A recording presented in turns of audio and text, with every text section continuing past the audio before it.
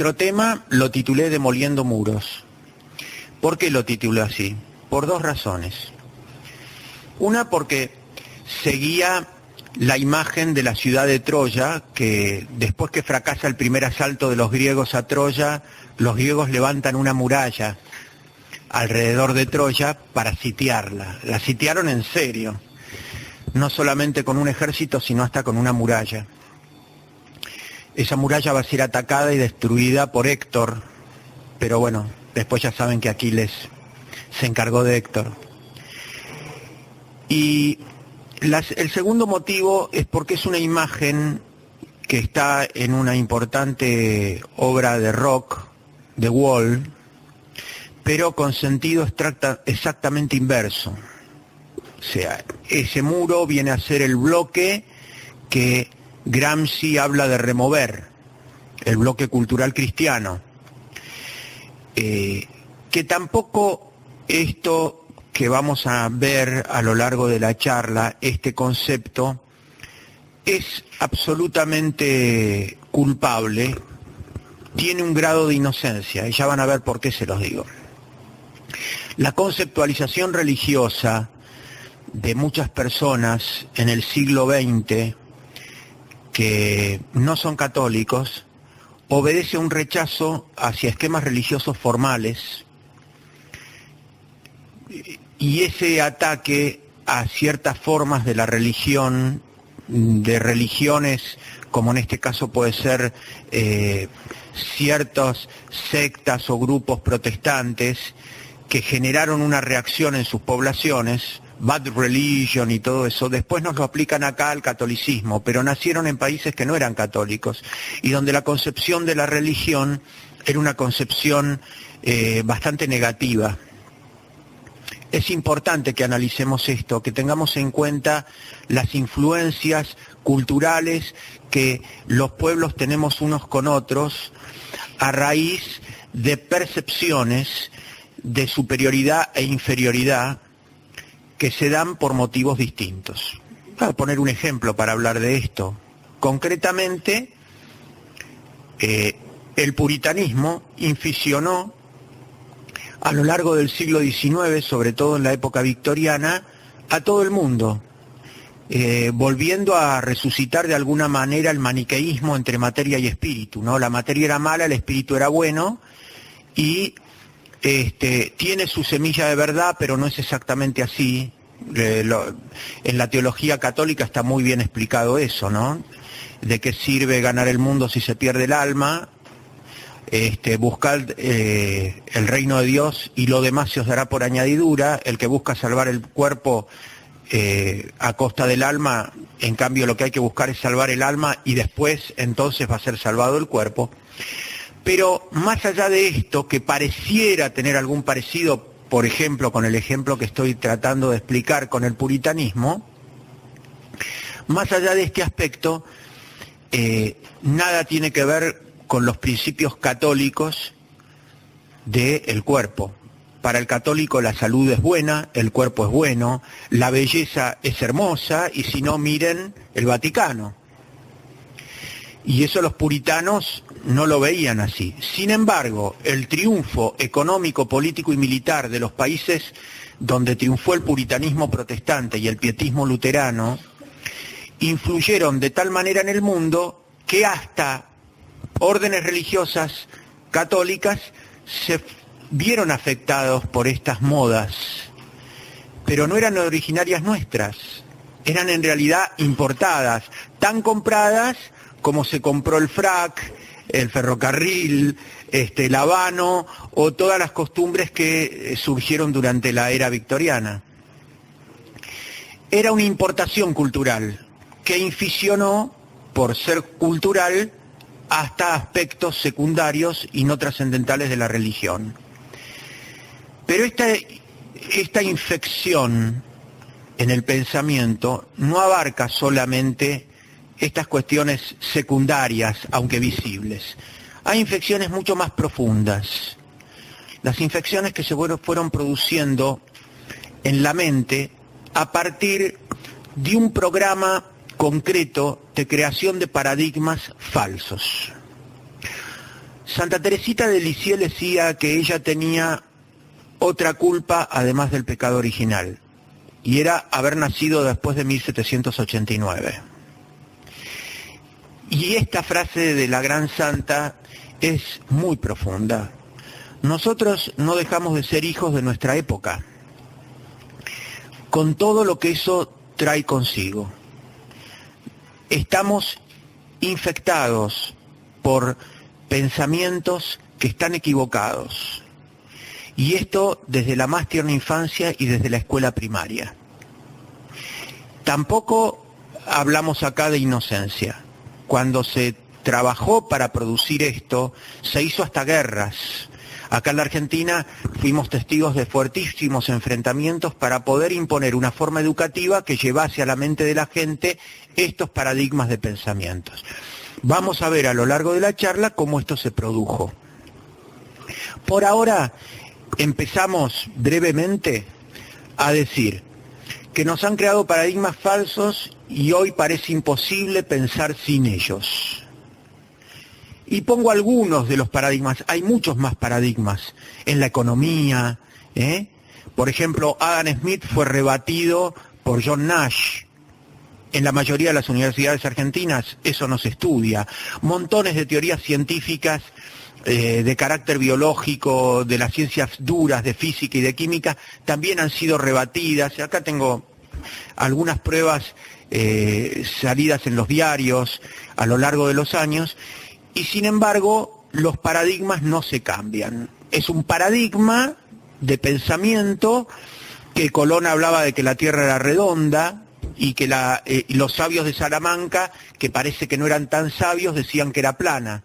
Bueno, eso es falso, no es cierto, y hay pruebas concretas de que eso es falso. Además de los propios expedientes de la discusión, que los comenta Salvador de Madariaga y otros grandes autores que han tratado el tema, hay indicios y escritos muy concretos sobre este tema que no han sido tomados en cuenta por la escuela popular.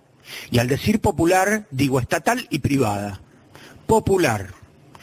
¿Por qué? Porque va contra los paradigmas que se intentan imponer. Se enseña en las escuelas del profesorado, en los magisterios, y van a ver cómo muchas de estas cosas han influenciado en las escuelas de catequistas. Y acá está el problema más grave todavía. El hombre de las cavernas, otro mito. El mono que evoluciona, podríamos completarlo con el hombre que se vuelve mono, que eso es mucho más real y hay pruebas concretas. Las edades de la historia, la división que se hace comúnmente de las edades de la historia, y una manera de hacer pensar a la gente en el micro y el macrocosmos, arrancándola de su realidad dimensional. Esto les advierto que es lo que quizá cuando hagan abstracción, a medida que yo lo vaya hablando, más les va a costar borrar de su mente.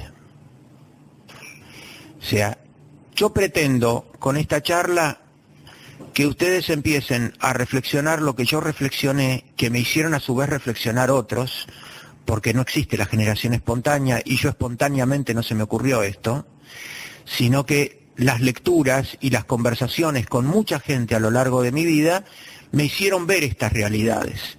Es la primera vez que las expongo de esta manera, es la primera vez que expongo mi pensamiento. No digo mi pensamiento por ser original, sino que digo mi pensamiento porque adhiero fervientemente a él. Es algo propio, pero no es algo originario mío. Los medios de comunicación social han sido muy responsables de esta realidad y son muy responsables, como acá tengo pruebas. Les aseguro que he dejado en mi oficina una cantidad de material porque hubiera llenado mesas. Tuve que hacer una selección bastante rápida de algo de material para traer, porque es impresionante la cantidad de contradicciones, de charlatanismo que se vuelca permanentemente y todos los días por los medios de comunicación. Yo, como estoy atento a estas cosas, y van a ver la atención que tengo la prueba acá, permanentemente escucho esto y lo voy guardando en mi archivo mental. es impresionante. Y no encuentro una figura para describir esto que no sea la figura del Apocalipsis, del dragón que vomita una cantidad de cosas pretendiendo ahogar a la iglesia que huye al desierto con ese vómito gigantesco. Es una catarata de cosas, de ataques a la iglesia, de pseudociencia desparramada por todos lados. Pero lo más grave de todo esto es la complicidad que, por ejemplo, en el libro Hitler ganó la guerra de Walter Graciano, él habla que en un tema concretamente, que era en la teoría de John Nash, se topó con una complicidad de intereses intelectuales y de intereses económicos que se oponían a que se difunda mayormente el pensamiento de John Nash. Esta complicidad se da en el caso del freudismo, se da en el caso del marxismo, se da en el caso del darwinismo y de muchos ismos. Es una complicidad que tiene un solo objeto: demoler el bloque cultural cristiano, y más específicamente católico. Bueno, ¿cómo empieza la historia? Y acá nos empezamos a adentrar en el tema. Exactamente hace 495 años. En realidad empezó antes, porque las herejías son desde contemporáneas al mismo Jesucristo. Ya empezaban los falsos intérpretes, empezaban los calumniadores y empezaban los que distorsionaban lo que Cristo decía, en el juicio a Jesucristo, la asamblea que lo juzgaba, que tuvo importantes y notorios opositores, como Gamaliel, caso concreto que se opuso a este juicio farsa contra Jesús, pero se contrataron se les pagó, dice el Evangelio, a pseudos testigos para que dijesen lo que Jesús no había dicho y poder condenarlo. Esto siguió y siguió. En los Hechos de los Apóstoles hay mucho de estos. Empiezan a aparecer distintos personajes que buscan confundir a la gente de buena fe con respecto al verdadero mensaje. Entonces, podríamos hacer una historia de esta herejía y de esta trampa desde el inicio. Pero no nos podemos remontar tan lejos, porque si no esto no sería una charla, sino que sería un curso de meses. Tenemos que tomar una fecha donde encontremos hechos concretos, palpables y demostrables, más cercana a nosotros. Entonces me remonté solamente 495 años. El año 1789, en la que es arrestado Luis XVI, pasan 272 años. Y desde 1789 hasta nuestros días, 223 años más. Si hacemos la suma, da 495. 495 años donde ahí sí ya podemos hablar de una organización y de una conspiración concreta. Hoy esa conspiración está muy diluida porque está muy extendida. Ya no es necesario que conspiren a las sombras en sociedades secretas y en organizaciones propias del mundo policíaco y de espionaje, como se hizo en todos los siglos estos que menciono. Ahora se ha creado un sentido común anticristiano. Sí, un sentido común anticristiano, así como existe un sentido común cristiano que nos indica que tal actitud o tal conducta es pecado, que tal obra no es buena para el alma, que tal acto es valioso o disvalioso, y se actúa en concreto, ¿no? Y por ser cristiano es universal, y por ser universal también cualquier persona de buena fe, aunque no sea cristiana, sabe que, por ejemplo, cometer un aborto es un crimen. Hay un sentido común, por llamarlo de una manera, anticristiano, si se prefiere masónico, donde se piensa exactamente todo lo contrario. Se llamaba Juan Ramón Manuel, nadie sabía su nombre, solo él. Cuando el clarín encendía la aurora de nuestra patria, su presente fue la entrega de su vida en las batallas. El amor lloró su nombre, hecho sombra en la distancia, peregrinos de la guerra, liberando nuestra patria. Cazadores correntinos, combatientes de Belgrano, soldados con San Martín, glorias de nuestro pasado. Correntino corajudo, cementera libertaria, nadie conoce tu nombre y eres padre de la patria.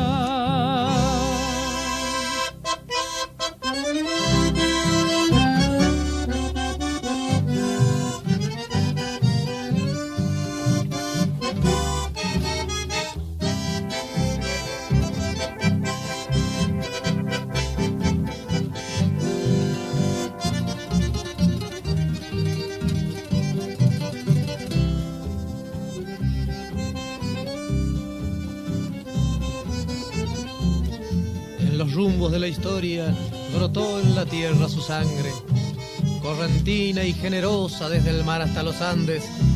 Se levantó su estatura cuando oyó la clarinada, soy correntino, presente, y se sumó a la patriada.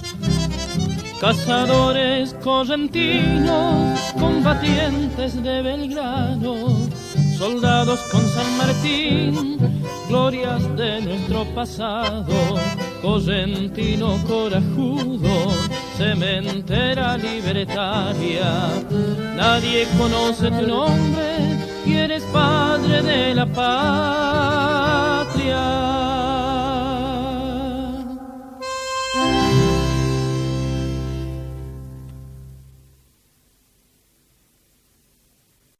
Entonces aparece un artista que destruye el arte, destruye la música, le quita la armonía, le quita la tonalidad, le quita el ritmo que debe tener, etcétera, y es aplaudido y ponderado, ¿no? Hacen una escultura que es un mamarracho, que no soporta la más mínima apreciación, pero la ponderan y la pagan millones, y todos aplauden porque están creando o son hijos de este sentido común anticristiano. Se trata de demoler el bloque de pensamiento cultural cristiano. Y de tanto demoler bloques, con los escombros de la civilización, con los escombros del arte, con los escombros de la música, con los escombros de la política sana y limpia, han construido un gran muro alrededor del pensamiento cristiano. Y ese es el muro que yo propongo demoler. Y lo propongo demoler, por lo tanto mi mensaje es esperanzador, porque es, ¿no? Pretendo que como los troyanos pudieron demoler el muro que le había hecho los griegos, nosotros repetir lo mismo. Estos muros tienen distintas piedras. Voy a enumerar algunas de las piedras. Permítame que lo vaya leyendo para no confundir y no repetir. Tenemos el evolucionismo, piedra más importante que esta piedra no hay para el ataque a la Iglesia. Por eso nos vamos a detener mucho en cuanto al evolucionismo. Tiene su inmediato hijo, ¿no? El agnosticismo, su nieto, el ateísmo. Este a su vez está basamentado en un progresismo optimista. Nosotros no evolucionamos, nosotros nos desarrollamos, no somos optimistas, somos esperanzados. Esperamos, y ahí viene esperanza, la redención que nos prometió Jesucristo. Nosotros no estamos entroncados en la idea de un progreso indefinido, optimista y perpetuo, que siempre termina en grandes catástrofes, que también vamos a ir viendo a lo largo de la charla. El psicologismo, la erotización de la sociedad, el desenfreno de la concupiscencia, el naturalismo filosófico, la antieducación que tanto está afectando a nuestros jóvenes por los padres que no pueden cumplir con su rol o no saben cumplir con su rol, el materialismo, la avaricia, la envidia, el hedonismo y el egoísmo producidos por ese materialismo a través de toda la mecánica de los medios de difusión, ¿no? La publicidad no es otra cosa que crear necesidades para que la gente consuma, y a través de ese consumo el poder internacional del dinero cada vez se enriquezca más. Término este, poder internacional del dinero, cada vez menos usado, a pesar de que era tan querido por el Papa León XIII, por San Pío X y por Pío XI.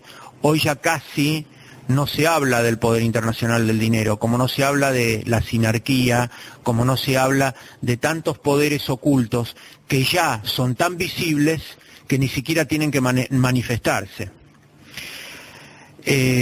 La leyenda negra contra el catolicismo y contra España en particular, el relativismo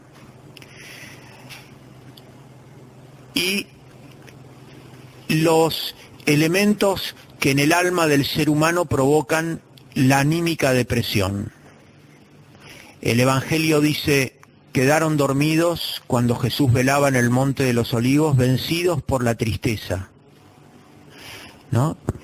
Venid a mí todos los que estáis angustiados y agobiados, que yo os aliviaré.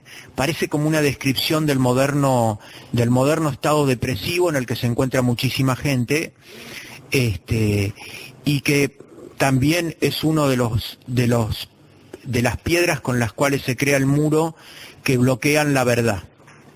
Es un muro de tales características, como todo muro, que es muy difícil que la verdad que tiene la Iglesia llegue a los que están del otro lado del muro, como es difícil que pueda decirse verdades más allá de ese muro. O sea, tiene una doble acción. El muro es un muro dinámico.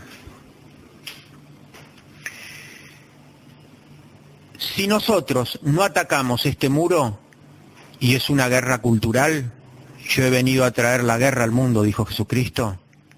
Si nosotros no somos capaces de enfrentar este muro, estamos liquidados. Y estamos entrando en ese periodo de los últimos tiempos en que si el Señor no abrevia los tiempos, ni los justos podrán permanecer y van a ser derrotados por esta conspiración anticristiana.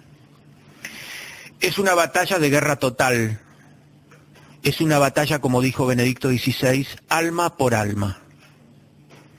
Ya no estamos en casa por casa, institución por institución o país por país. Estamos en un alma por alma, en el seno de las propias familias, en el seno de la propia realidad conyugal. Ahora hay que decir pareja, ¿no? Parejas tienen los cerdos, parejas tienen los gallos y las gallinas, parejas tienen los caballos y las yeguas. Los seres humanos teníamos matrimonio. El amor humano no es comparable a un apareamiento animal.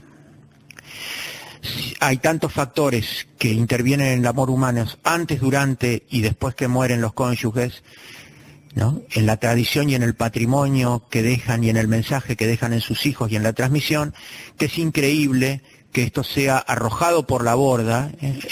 Como lo llama San Pablo, misterio grande es el del matrimonio. Misterio grande, institución natural, perfeccionada por Jesucristo a su indisolubilidad y a su permanencia sacramental.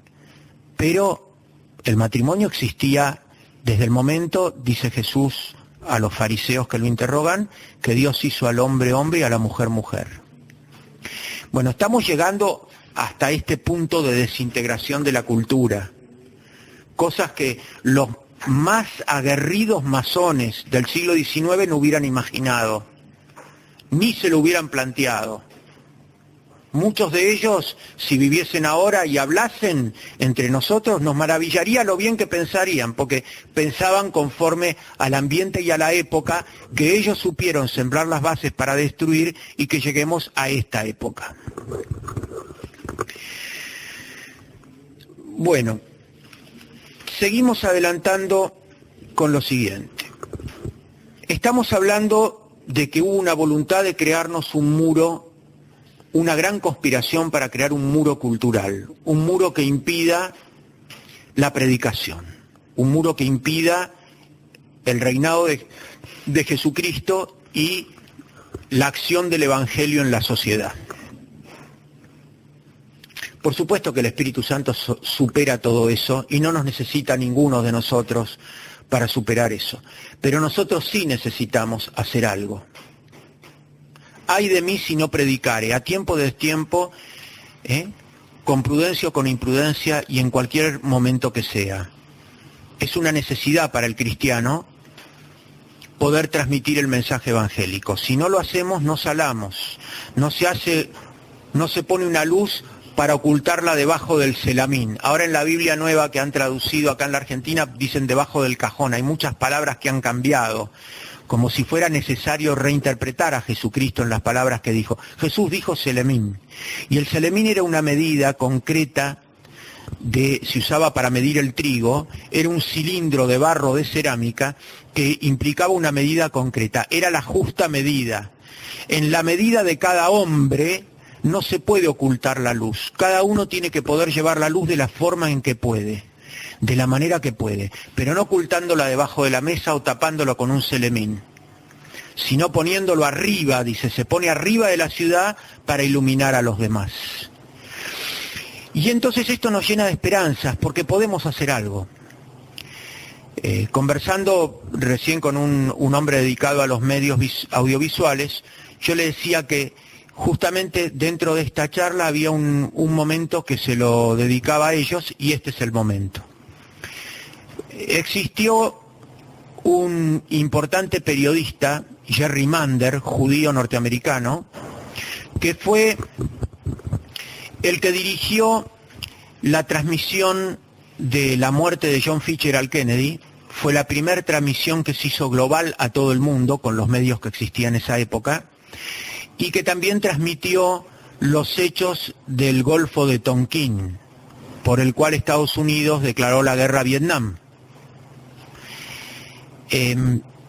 Sobre todo este hecho de haber transmitido lo del Golfo de Tonkin, aunque la transmisión de la muerte de Kennedy conmocionó a todo el mundo, hizo llorar a todo el mundo de la época, a él le llamó mucho la atención. Lo que lo golpeó en la conciencia fue que él había participado del fraude televisivo por el cual se justificaba una guerra cuyo objetivo era vender una cantidad inmensa de armas, y que fue una de las causas por las cuales lo van a asesinar a Kennedy, precisamente, que Kennedy quería salirse de esa guerra, cuando se da cuenta de la gran trampa que había detrás.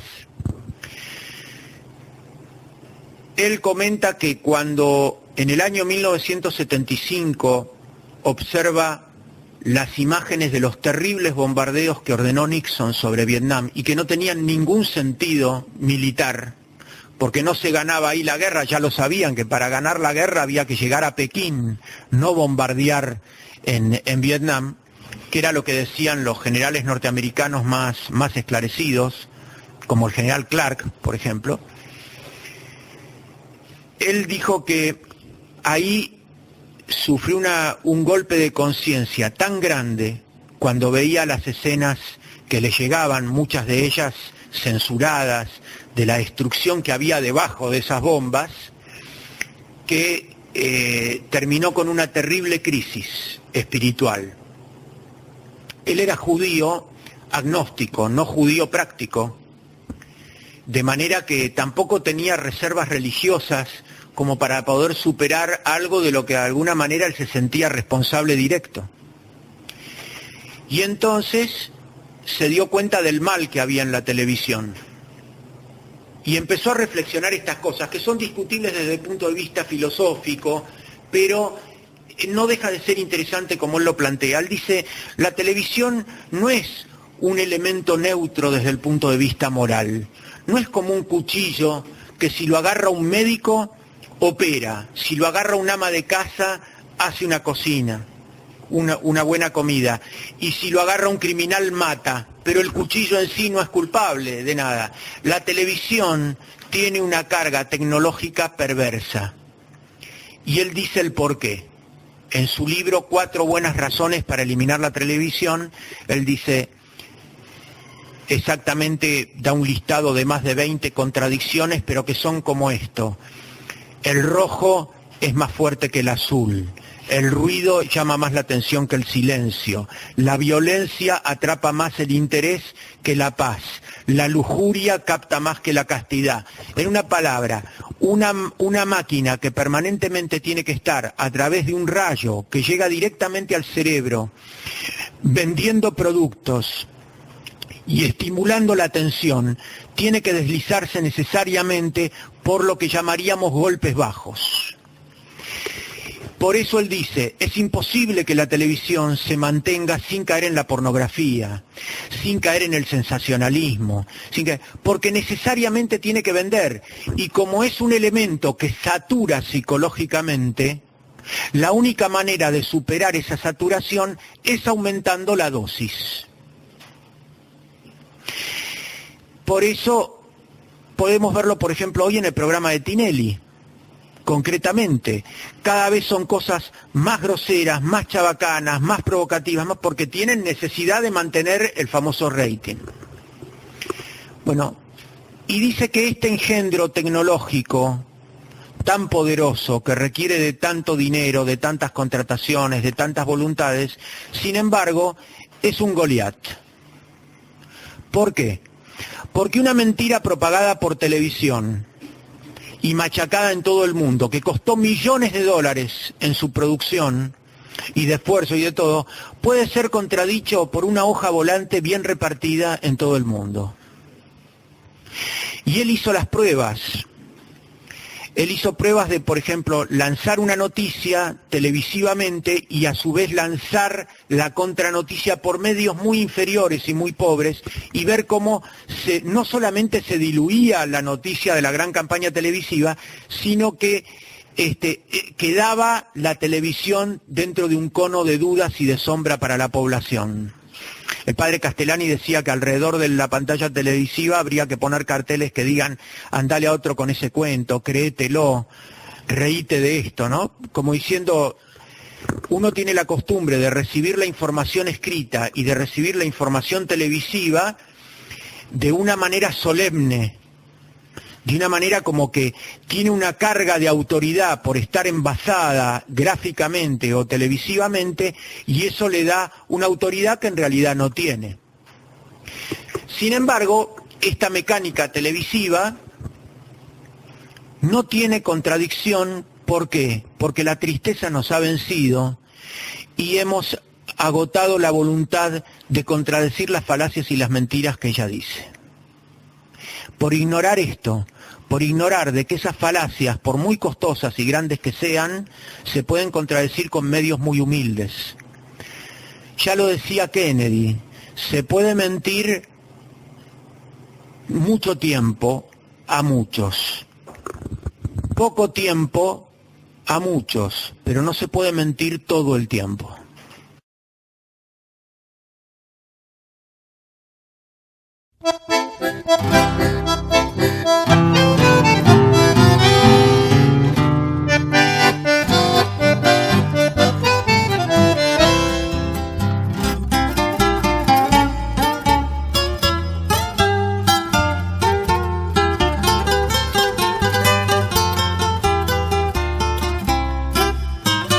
Un canilla poí, una balsa, una guaina, una flor en el río, un paisaje de cielo reflejan las aguas del gran Paraná.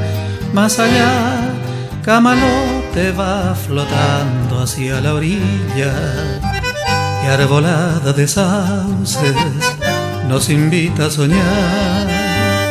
Acuarela del río que pintas de luces mi dulce romance.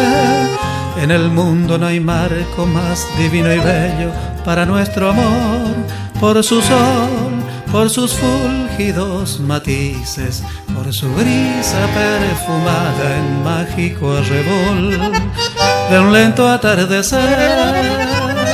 A la deriva el bote va con mi amada por el río, meciéndonos con su vaivén que acompasa nuestro amor.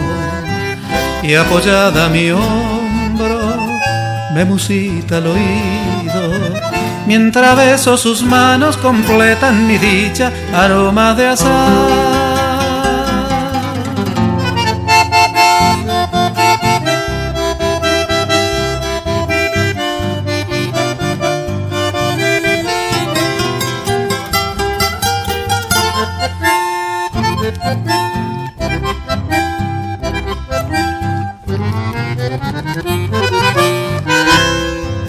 Tiré tu pañuelo al río para mirarlo como se hundía.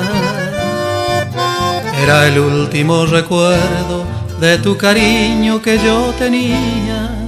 Se fue yendo despacito como tu amor, pero el río un día a la playa al fin me lo volverá. Pero yo sé bien que nunca jamás podré ser feliz sin tus alegrías.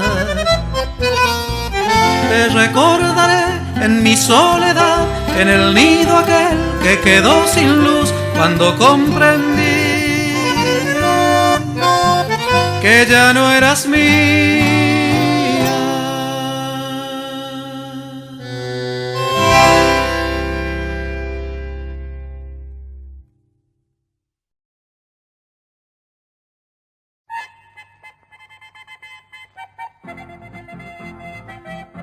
Buscando agregar una radio digital a nuestro blog Quijote Siglo XXI, y transformarlo en Radio Blog con el mismo nombre, nos hemos dedicado desde ya hace casi un año a la búsqueda de actores para ese fin en la web. Como todo sueño añorado debe ser conducido, indicado a lo normal por la naturaleza y con sentido común, pues a lo bueno y lo mejor entre ello debe orientarse. Hemos encontrado a un señor expositor llamado Marcelo Breidoveid, de quien una conferencia de inmediato impactó como la de otros conocidos, destacada como completa y muy brillante en la página del Instituto Francisco Bosch. De más está decir, diferenciada y nada parecida a las vulgaridades ocupadas por proyecciones políticas preñadas solamente de dialécticas fabricadas para imbéciles aplaudidores y proyectadas por beneficios personales, continuamente tan distantes de certezas filosóficas, pero preparadas a hundirse en cualquier sofismo. A esta denominó su autor demoliendo muro con muy exacto justificativo bautismal. Marcelo Breidoveid, enrolado al nacionalismo católico, es abogado y se aboca a la restauración de la auténtica Argentina. Dispuso dar 2 partes a su disertación y nosotros, tratando de no sumarnos a cansar o aburrir por su tiempo de duración, la difundiremos en 14 series con intermedios musicales, y sin dejar de citar nuestra identificación y partes de ellas. Nuestro proyecto consiste en emitir 2 capítulos diarios y 2 veces diariamente, retransmitiéndolo cuando el tiempo lo permita. Constituyen un conjunto de conocimientos enseñados con temas muy pocos divulgados, pero de total y absoluta veracidad. Por ello sugerimos su íntegra escucha y análisis.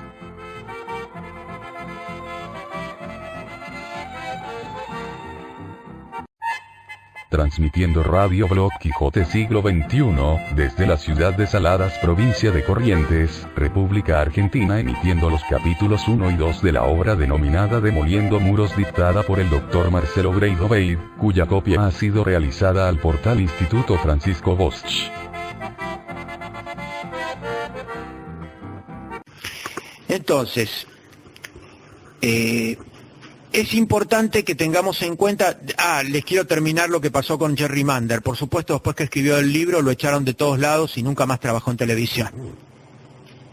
Eso sucedió con él, pero por lo menos dejó este libro testimonial, que lo editó, les doy el dato por si lo pueden conseguir, algunas cosas que se consiguen a través de los mercados virtuales que hay en Internet. Se llama 4 buenas razones para eliminar la televisión, de Jerry Mander, Gediza, España, 1980. Es la hora. Bueno, entre nosotros ha habido genios. La Argentina es un país contradictorio, muy contradictorio. Se exalta a veces lo más bajo. Se exalta muchas veces cosas que están mal, un gol con la mano, jugar drogado, Y por el otro lado, se critica a las Fuerzas Armadas, pero nuestros aviadores hundieron en un día más barcos ingleses que los que hundió ninguna potencia contra los ingleses, excepto España en 1741, pero eso es un dato que yo quiero hablarlo en la charla que viene, donde voy a tratar de demoler los paradigmas históricos. Ahora estoy más en la parte del pensamiento científico. Hubo en la Argentina genios. El padre Castellani es uno, quizá el más conocido. El padre Membiel en teología, el padre Castellani literato, teólogo, filósofo, profeta. Pero también hay genios menos conocidos que han dejado escuela. La Argentina de un Legarza, que escribió el positivismo y el cristianismo, de un Álvarez de Santa Clara, que en el año 1902 escribió un importante tratado sobre la Iglesia y el Estado, y dio a Carlos Stephen Soler.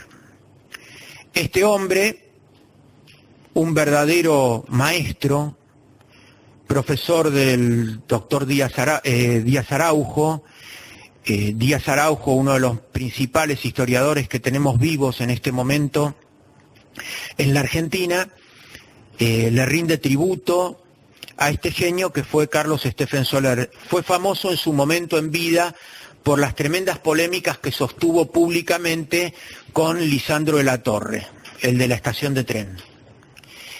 Estos hombres tenían que vivir en un mundo dominado política y culturalmente por el agnosticismo, y como me comentaba una vez Francisco Bocos, nosotros teníamos un lenguaje polémico, dice él, porque vivíamos luchando en la universidad contra una mayor cantidad de personas que pensaban exactamente todo lo contrario a lo que nosotros pensábamos y vivíamos religiosamente. Y quiero decir que esos tiempos se extrañan, porque uno de los malos efectos que ha producido la ley de enseñanza libre ha sido que con motivo de la enseñanza libre los católicos hemos abandonado los grupos de enseñanza comunes. Y entonces, donde antes había lucha y enfrentamiento, y se iban templando las voluntades y ya iban apareciendo los maestros, ahora es del campo y de dominio absoluto de los pensadores comunistas, liberales, agnósticos y ateos. A mí Horacio Salas, en una cena que tuve hace 4 años con él, invitado por el profesor Enrique Guzzoni, tuvimos una conversación, había presentes algunos senadores, en esa cena estaba el senador Romero Feris. Horacio Salas había sido el director de la Biblioteca Nacional, un hombre de las letras, del arte, había estado en la dirección también de bibliotecas populares, y nos sorprendió a todos. Yo me lo sospechaba, les aseguro que esto me lo sospechaba, pero nunca tenía la prueba. Bueno, él tiene la prueba. Tenía un portafolio fino y le dijo, les voy a mostrar una cosa. Abre el portafolio y saca la fotocopia de un decreto del gobierno español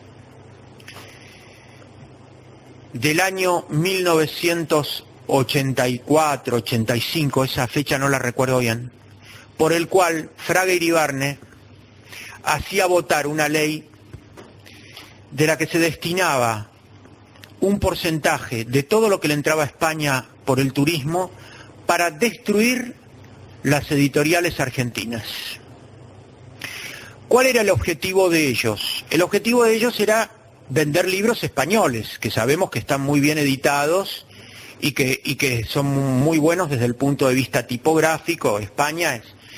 Nunca superamos a España en edición, ni en cantidad ni en calidad, aunque la Argentina llegó a ser el tercer impresor y editor de libros de habla castellana, y en un momento el segundo, superando a México. Después volvimos a caer en el tercer lugar, y ahora, como en todas las cosas, no sé por dónde andaremos. Pero, ¿qué era lo que más les molestaba de las publicaciones argentinas? El alto nivel de los textos de estudio. Escuchen bien. Lo que más molestaba era el alto nivel de los textos de estudio. Los textos argentinos eran más cuidados, eran buenos, pasaban de generación en generación, un hermano se lo daba al otro, los textos se vendían, los compraban usados y siempre servían. Me contaba el profesor Pedro Sarur, que publicó una monumental historia natural en Plus Ultra, que editó Plus Ultra, que los textos que venían de España estaban llenos de horrores y errores científicos, textos educativos para la primaria, y que además hablaban de plantas y animales que no habían en América y confundían cosas, pero errores groseros, como por ejemplo explicar al revés la fotosíntesis y cosas por el estilo. Por supuesto no les cuento lo que podían decir en materia de historia argentina, de la sociedad argentina. Lo cierto es que ocurrió lo siguiente. Estos libros subsidiados por el gobierno español, por eso se venden en la calle corriente por monedas, se vendían por monedas hasta hace unos años, ahora subieron un poco más de precio por el tema de la importación y todo lo demás, pero ustedes podían comprar libros profusamente ilustrados en la calle Corrientes, obras clásicas por 5 pesos, 10 pesos, era imposible competir contra eso. Eso fue dando por tierra una por una las editoriales argentinas. Pero las editoriales educativas argentinas sobrevivían, porque tenían una importante tradición entre los profesores argentinos, además de una indiscutible calidad, y porque además había contactos con los colegios y con los ministerios de educación. Bueno, yo tuve que intervenir profesionalmente en estos temas, así que lo conozco muy profundamente el tema, pero les voy a contar algunas cosas que sirven para esto que quiero exponer. Desembarca en la Argentina el Partido Socialista Obrero Español con una importante oficina y con la famosa editorial Puerto de Palos, dueño de Santillana. Hoy prácticamente no van a conseguir un colegio argentino que no use los libros de Santillana. Fíjense todo lo que desapareció. Capeluz, Troquel, Estrada. Gram sobrevive nada más que en los colegios maristas, muy reducida y muy bajo el contenido. Plus Ultra, de estas que estoy diciendo han quebrado, muchas de ellas. Y me quedo corto en el Troquel, en la enumeración. Han desaparecido también las editoriales argentinas dedicadas a la matemática. ¿Se acuerdan de Cabreri y Medici, de Miguel, Fernández y Galoni? Todos esos autores no se leen más, no existieron, jamás existieron. Todo es Santillana y Puerto de Palos, que es del Partido Socialista Obrero Español. Entonces había que cambiar los contenidos educativos. Entonces no se enseña más historia argentina, se enseña historia de los movimientos sociales argentinos. Y los dibujos son de una muchachada que va llevando banderas rojas por las calles. Esa es la historia argentina. Las luchas de los sindicatos, alguna referencia al peronismo, por supuesto al peronismo de izquierda, etcétera. Entonces, a mí que no me digan, yo sé que en este momento me están filmando y grabando, que no me vengan a decir que acá no hay una conspiración o no hay una intencionalidad. También de esto va de la mano destruir la figura del general San Martín, destruir la figura del general Belgrano, con el pretexto de humanizarlas, rebajarlas o hacerlas pueriles, con representaciones hasta donde está la propia presidente de la República, haciendo en actos del Estado que son francamente inferiores a los que se hacen en cualquier escuela primaria o jardín de infantes del país. Esto estamos entonces dentro de lo que ocurre educativamente, pero ¿cuándo se cristaliza este proceso que empieza hace 495 años con el libre examen y con la libre interpretación de las escrituras? ¿Cómo viene esta génesis? Y acá entramos sí ya en lo que es más denso y más pesado de la charla. Ustedes saben que el proceso que vivía el occidente cristiano durante los primeros momentos de la Reforma era de una situación que los que vivimos los años del concilio, porque acá hay más jóvenes, pero también hay gente que lo vivió, se parecía mucho a ese momento. Se hablaba de que era necesario un cambio, hablaba de que era necesaria una reforma, de ahí el término reforma, que había cosas que estaban superadas, anquilosadas, que era necesario una modificación. Por supuesto que en esta línea se enrolaba mucha gente. Por ejemplo, San Ignacio de Loyola y Lutero. Porque era necesario cambiar las cosas, pero había una manera buena de cambiarlas, que era el estilo de San Ignacio, o había una manera que por supuesto hacía más ruido, más llamativa, que era el estilo de Lutero. Las palabras, dice Stefan Zweig, un autor muy agradable de leer, era un judío austríaco de altísimo nivel cultural, de fin de la época del Imperio de Francisco José, va a morir en el año 1941 en Brasil, suicidado ante la desesperación por la desaparición de su mundo europeo austríaco. Stefan Zweig escribe una gran cantidad de obras, todas muy buenas, donde da datos muy difíciles de encontrar. Por ejemplo, la vida de Fouché, que nunca leí un alegato mejor contra la Revolución Francesa que ese libro, lo hizo Stefan Zweig. Vino a la Argentina y dio una serie de conferencias, El arcano de la creación artística. Y dice Stefan Zweig que esta situación era la época en la que él profetiza también que Brasil iba a ser la nación importante de Sudamérica, y dice el porqué. En su libro Brasil, promesa de Sudamérica, se refiere obviamente a las cuestiones meramente humanas, económicas y políticas, ¿no? No entra en lo religioso y cultural profundo, pero la pegó, porque mucho de lo que él dice se cumplió. Él escribe la vida de Calvino en un libro crítico que se llama Castellón contra Calvino. El libro indirectamente era un ataque a Hitler, porque con su aguda inteligencia él va penetrando en los orígenes de cómo se engendra un Hitler. Y los orígenes estaban en realidad en la rebelión protestante. La rebelión protestante que va trastocando el orden religioso de las cosas y va imponiendo un montón de conceptos que son antinaturales. Y más precisamente Calvino. Y acá entramos en otro de los temas que son los paradigmas falsos. Les había hablado de las leyendas negras, y dentro de los paradigmas falsos está, dentro de la leyenda negra anticatólica, está sobre todo la Inquisición. Bueno, la Inquisición no surge por generación espontánea en un mundo donde eran todos buenos. La Inquisición surge en un mundo donde del otro lado estaba Calvino, estaba Melanchthon, estaba Lutero, y estaban un montón de personajes que se sentían sin autoridad legítima alguna concebida. En el caso de Calvino, el más extremo de todos, en el derecho de otorgar vida y muerte sobre las personas sin juicio y sin defensa.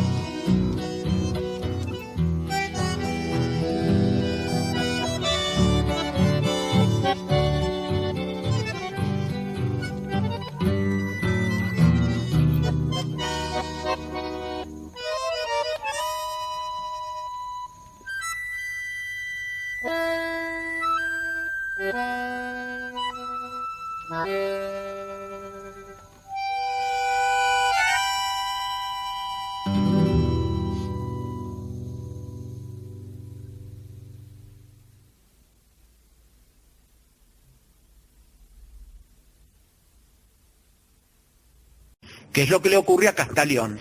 Les cuento brevemente este tema. Castañón era un hombre que había conocido a Miguel Servet en la Universidad de París y también lo había conocido a Calvino cuando Calvino era un joven estudiante. Había estado junto a Calvino en el movimiento de iniciación de lo que después iba a ser el calvinismo, que era la reforma de la Iglesia en Suiza. Calvino no era suizo, era en francés, pero no hay como venir de otro lado como para poder triunfar. Hitler no era alemán, era austríaco, y así podemos seguir haciendo la historia. Bueno, la cosa es que Calvino lo juzga a Miguel Servet, él personalmente, porque Miguel Servet contradecía la tesis de Calvino sobre la Santísima Trinidad. Además había tenido la osadía de decir que la sangre circulaba por el cuerpo. Había descubierto la circulación de la sangre. Por eso es conocido Miguel Servet. Miguel Servet era un español heterodoxo, que de una inteligencia exuberante, mediterránea, era un genio, pero era un hombre bastante veleidoso, le gustaba discutir, era un hombre que rompía el orden que Calvino quería poner en Suiza, que era un orden monástico sin sacramentos. O sea, un monasterio sin Dios es una cárcel. Bueno, él puso a Suiza dentro de una cárcel, que eran sus maneras de interpretar la Biblia. Y como Servet, que era calvinista y adhería a su pensamiento, pero era un hombre fogoso de pensamiento, lo odió y decidió matarlo sin juicio. Bueno, ahí Stefan Zweig les dice que de estos homicidios cometió 3.400.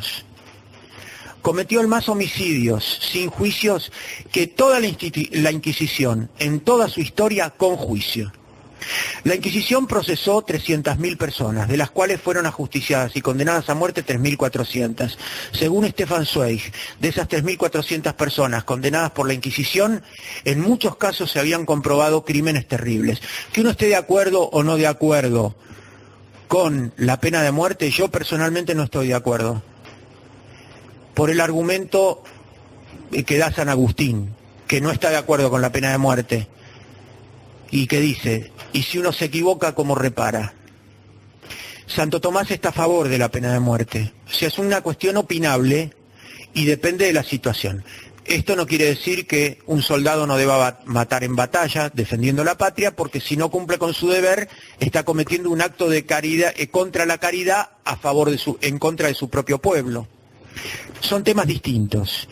Estamos hablando de la pena de muerte por juicio. Se puede estar a favor o en contra sinceramente y ser santos. San Agustín, Santo Tomás. Uno tiene una posición, el otro tiene otra posición. Yo personalmente estoy en contra de la pena de muerte por los errores que se pueden cometer en los procesos judiciales. Bueno, los que mataron y quemaron las 3.000 brujas en el norte de Europa, que fueron los calvinistas de Holanda, no les dieron oportunidad de juicio con defensa. Eso no se toca. Entonces, empecemos a romper el muro. Ya nadie habla del caso Miguel Servet, que es el caso paradigmático. Miguel Servet muere quemado vivo en la hoguera, sin juicio, sin defensa. Eso es lo que Castaglione va a protestar enérgicamente por escrito en toda Europa y que va a originar la Carta de Tolerancia 100 años después de Locke, que es el inicio de la libertad de cultos. Eso se tapa porque lo hizo Calvino, el mismo que dijo que el hombre se salvaba si acumulaba riquezas. Es el creador de la acumulación de riquezas, el culpable de eso, y dijo que uno estaba predestinado a la salvación o a la condenación de acuerdo a cómo le iba en la vida. Como a los negros les iba mal porque estaban mal en su civilización, merecían ser esclavizados. Fue el hombre que reintrodujo la esclavitud en el mundo después de más de 1000 años que la Iglesia la había suprimido. Sin embargo, de él no se habla. Se habla del Papa Urbano VIII y Galileo cuando Galileo muere en su propia casa. Fue tratado siempre muy bien.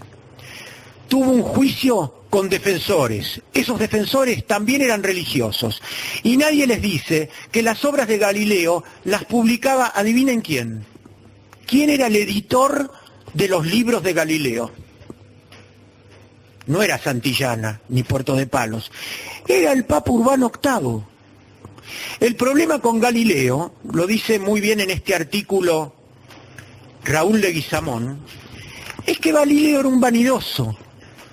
Se ponía a hablar de cuestiones teológicas y filosóficas que mezclaba con la ciencia, lo que era propio de la época también, y termina chocando con uno que había sido amigo de él, que era el cardenal Bellarmino.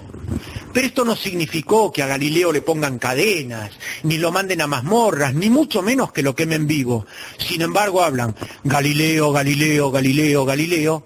Y Galileo, sus obras fueron publicadas por la Iglesia, siempre estuvo a sueldo de la Iglesia y siempre enseñó en lugares que eran de dominio eclesiástico. En esa época existían los estados pontificios, Pisa era parte de los estados pontificios y los cardenales también eran jueces civiles porque eran territorio pontificio. Entonces, esta discusión provocó que quizá hubo un exceso en el cardenal Bellarmino de llevar por una teoría científica, que no fue propiamente por eso, sino por lo que había de filosófico atrás. Bellarmino le decía siempre, trate que lo que usted dice, que ya se sabía por Copérnico, que era un sacerdote católico, que la Tierra giraba alrededor del Sol, pero no estaba totalmente difundido, ¿no? Lo que hacía Galileo era confirmar nada menos la teoría de Copérnico y superarla ampliamente. No vamos a negarles méritos científicos a Galileo, por supuesto que los tiene y a partir de él surge la ciencia moderna, pero es precisamente por eso que el caso Galileo se convierte en un caso paradigmático y se le cambia la realidad. Porque como con Galileo empieza la ciencia experimental, y la religión de la humanidad está basada en la ciencia experimental, es por eso que han hecho de él un caso paradigmático ejemplar a nivel mundial. Pero a Miguel Servet, que fue el descubridor de la circulación de la sangre, lo queman vivo y eso se calla. La época era terrible. La religión estaba confundida absolutamente con la política de la época, y eran hombres que estaban acostumbrados a unas situaciones muy tremendas. ¿Nosotros somos más civilizados? No lo sé. Cuando uno ve los bombardeos y las cosas que se hacen, o cómo se impone a través de planes y obligaciones internacionales el aborto, con la que se mata millones de niños en todo el mundo, con falacias, como por ejemplo el control de la natalidad, cuando se demuestra que los países que van adelante son los más poblados, ¿no? Y que los países que han controlado la natalidad tienen natalidad invertida y no pueden sostener sus economías, como los países envejecidos de Europa, que ni siquiera pueden formar un equipo de fútbol sin poner negros, chinos y sudamericanos, porque ya no hay franceses, ni italianos, ni... España más o menos se salva todavía un poco, pero no sé hasta cuándo. para formar sus propios equipos deportivos. Bueno, entonces, ahí tenemos un ejemplo de una de las piedras que hay que derribar ese muro. El mito del hombre de las cavernas. Este es otro tema muy peliagudo para derribar, porque a todos nos han dicho desde el principio que cuando empezamos agarramos cualquier libro de historia, empiezan con el hombre de las cavernas que estaba en la caverna, luchaba contra los dinosaurios, la película, ¿no?, de esas actrices norteamericanas que luchan contra los dinosaurios pero con spray en el pelo, y que se enamoran y tienen poses fílmicas en la edad de las cavernas, supuestamente. Bueno, después hicieron películas más realistas que en realidad fueron una intentona de hacer pornografía encubierta, porque pasaba de todo en las cavernas. Y todo esto que han metido en todos los libros escolares y que repiten todos los profesores, no es así. ¿Cómo? Sí, no es así. Pero ¿la historia evolucionó así? No, no es así. Pero están las cavernas de Altamira y las cuevas de Nerja y otras cavernas donde hay pinturas rupestres. ¿Y quién les dijo que eso tiene la edad que tiene? ¿Y quién les dijo que eso lo hicieron los hombres como supuestamente se imaginan que hicieron? ¿Por el cuento de Charles Knight?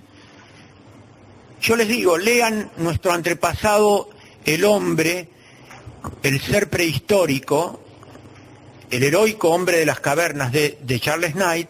Es una sarta de invenciones y de mentiras.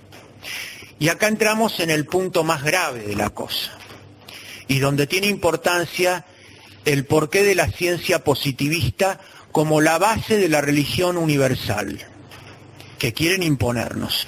Entonces, antes de adentrarnos en la idea de la unión de la religión universal, vamos a leer lo que Juan Pablo II hizo colocar expresamente, fue decisión de él, en el Catecismo de la Iglesia Universal.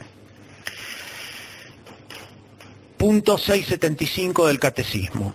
Antes del advenimiento de Cristo, la Iglesia deberá pasar por una prueba final que sacudirá la fe de numerosos creyentes. Punto 2577. La persecución que acompaña su peregrinación sobre la tierra develará el misterio de iniquidad, bajo la forma de una impostura religiosa que proporcionará a los hombres una solución aparente a sus problemas mediante el precio de la apostasía de la verdad. La impostura religiosa suprema será la del anticristo, es decir, la de un pseudo mesianismo en el lugar de Dios y de su Mesías venido en carne.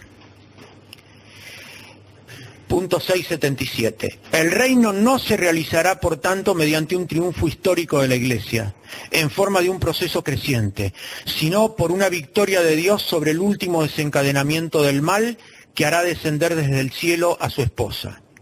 El triunfo de Dios sobre la rebelión del mal tomará la forma de juicio final, después de la última sacudida cósmica de este mundo que pasa. Por supuesto, ¿no? Esto lo dice el Papa. Está agregado en el Catecismo de la Iglesia Universal, pero no es esa la figura que nos venden los medios de comunicación de Juan Pablo II, obviamente, ¿no?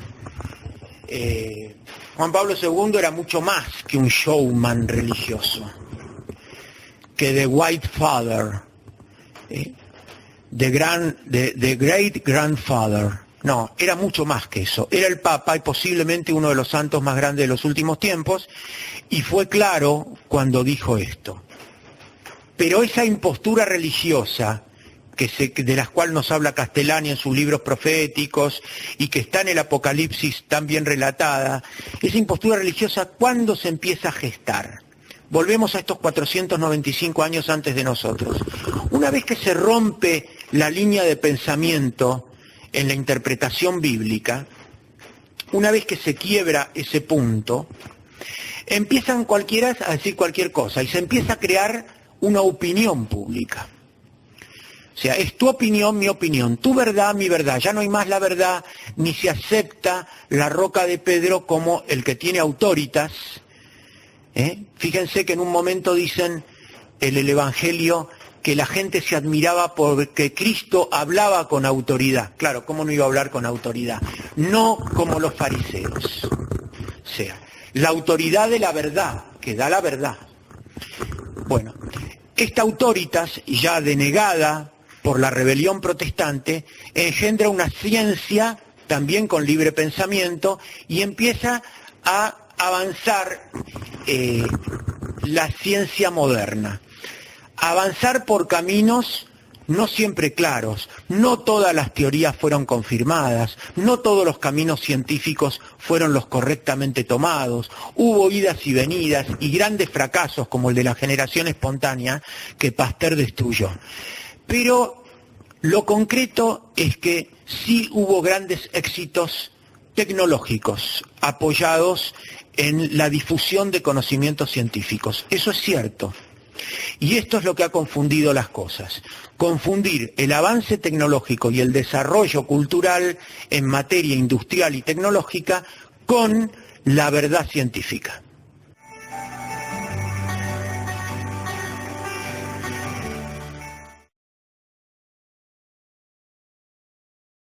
Nosotros que llevamos la boca florecida por decir cosas bellas y cantar al amor, nosotros que heredamos la voz enronquecida de los que ya cantaron con su fibra mejor.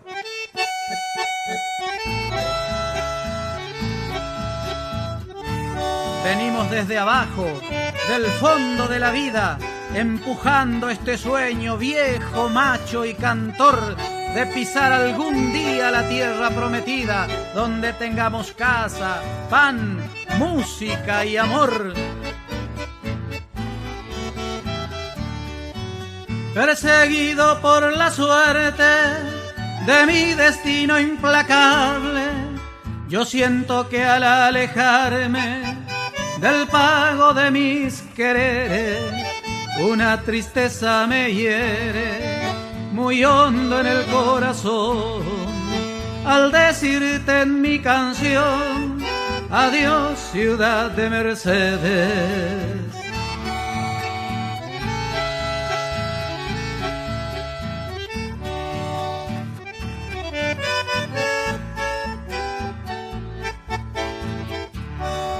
Buscamos esa patria que sea casa y no guarida, donde se dé la mano pero de corazón, donde ya nadie deba tocar por la comida y donde sea imposible robar una canción.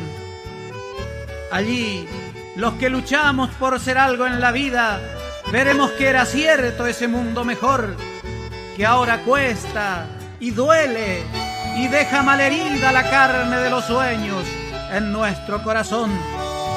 Allí ha de estar el pueblo, nuestra gente querida, la que aún reza a la Virgen y se encomienda a Dios, de fiesta, alegremente, toda junta reunida alrededor del fuego de nuestra tradición.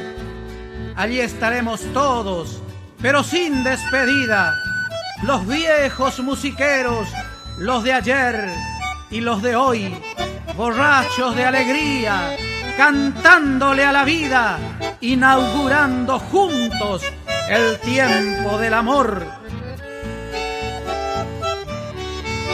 Mi último pensamiento te dedico en la partida, con la que jamás sentida que lanzar el alma puede.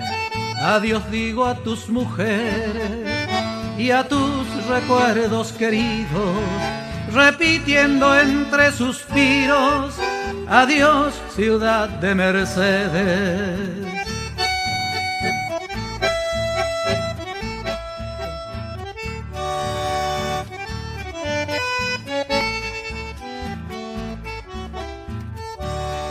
Es mi canto una promesa de que nunca he de olvidarte, y aunque esté lejos, muy lejos, a tus lares volveré a cantarte mis poemas, bello suelo de mis padres, que a lo lejos van diciendo Chemandu andereje.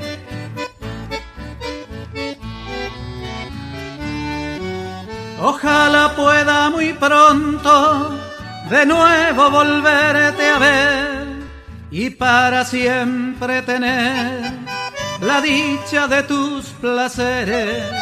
Pero si el destino quiere que sufra como varón, te digo de corazón, adiós, ciudad de Merced.